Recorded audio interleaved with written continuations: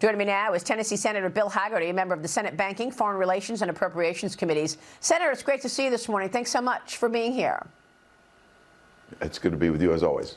I want to get your take on these upcoming hearings. I've got to say, I'm glad President Trump has 4 nominees that have now been confirmed. But, Senator, we're talking about 4 people. President Trump has been in office now a week. Why can't he have his cabinet in place? It certainly feels to me like the majority, 53 Republican senators, are allowing the minority, 47 Democrat senators, to run the table on these hearings. Well, what we've seen is the minority is using every procedural trick in the book. Yes. They've tried to slow us down dramatically. We would have been much further along, even in Trump's first term. Clearly, in Obama's first term, in Obama's first term, we had 12 cabinet members seated in the first 15 days. What we saw happen back in Trump's first term was the resistance movement unfold against us. The Democrats applied all these procedural measures, slowed us down dramatically. We returned the favor. In Joe Biden's administration, John Thune offered to move back to a more normal sequence, as we've done in Obama. The Democrats have no interest in it. We've gone through massive political gyrations, but we're going to push these nominees through. That's why we were here, willing to go through the night into early Sunday morning. The Democrats finally came to an 11th hour agreement to let us move Scott Bessent later today. But we're going to keep pushing these through, grinding these through. There is no reason to be slowing all of this down, particularly when you think about the national security crises that we face as a nation. The American public wants us to get to work. They expect President Trump to be on the case. The Democrats are, yet again, doing everything they can to slow things down and throw sand into the gears. So how much confidence do you have that we'll have a significant string of confirmations at the end of this week? For example, what about Pam Bondi? I mean, you're right to mention national security issues, and that's why I've talked about this with such urgency. I mean, we've got serious national security issues, and the president needs his team on the ground. Certainly we do, and Pam Bondi is just a top priority nominee for us. She will get confirmed. There's no question about that. Getting Pam and getting Kash Patel into position to deal with the national security crises and threats that we face here domestically is absolutely critical. She's high priority. She's in this first wave that will go. She will go, and I have every reason to expect she'll go on a bipartisan basis. We've just got to get the Democrats to realize this and start to work with us more closely. The American public expect it. Yes, and your colleagues in the House kicking off this 3-day conference this afternoon in President Trump's Doral Golf Club in Florida.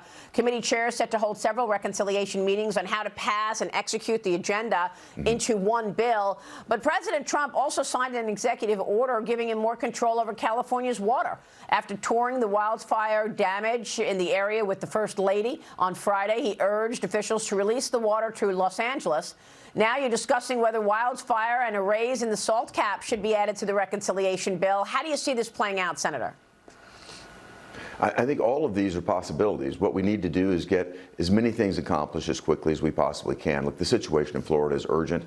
It makes sense to put it on a piece of legislation that's moving through quickly. That's certainly going to help us bring along various Florida members, I think, that should be part and parcel of this. And if you just step back for a minute and think about where America saw this country in November of this last year, 75% of Americans said we were on the wrong track as a nation, Maria. The American people voted. President Trump won every single battleground state, a landslide in the Electoral College. He won the popular vote. Democrats should wake up and realize the public needs us to make significant change. These are the vehicles that will allow those changes to occur. I hope we'll get their support. And, of course, President Trump continues to talk about this bold agenda. I want to get your take on things like the Gulf of America, the idea of the Panama Canal, Greenland, all these new ideas, the External Revenue Service, which I thought was brilliant to come up with ideas and to house those fees and tariff revenue that he's talking about. Here's your colleague, the leader of the majority leader of the U.S. Senate with me yesterday, John Thune. Watch. What are you looking for in terms of specifics in bulking up America's defense? Well, obviously, our Navy, and if you look at the number of ships we have relative to our adversaries, particularly China, that's something the President is interested in, in an American Iron Dome concept. But frankly, the thing we've got to do, Maria, is we've got to increase the top line. We have underfunded, and in the Biden budget, there wasn't a single Biden budget that kept up with the rate of inflation when it comes to the military. And so we've got some making up to do. I think there's a very compelling argument on Panama, a very compelling argument on Greenland. and optimism in America that we haven't seen in a long time. I think this has been a sluggish country, a country that's been bogged down under the weight of government regulation and red tape and taxation. Senator, how will you address all of that? Well, Senator Thune certainly is focused on the process that we're going to be moving through right now to make certain that our military is adequately funded. But I've had great conversations with Elon Musk about what we can do from an operational efficiency standpoint, deploying new technologies, making certain that the most relevant technologies that are available in the private sector are being deployed in our military. The focus is going to be back on lethality and effectiveness, not on pronouns at the Pentagon now. Pete Hegseth has got that message loud and clear. I'm excited about what may come in terms of deploying new technologies, new ways to make America's warfighters the most lethal in the world. So I think the combination of the ongoing effort that we've got from a legislative standpoint, plus the operational efforts that are taking place with the Department of Government Efficiency, need to come to bear in full force. And our procurement exercises in the Department of Defense, making certain that we have our men and women in the military in as great a position as we possibly can to deliver for the American people.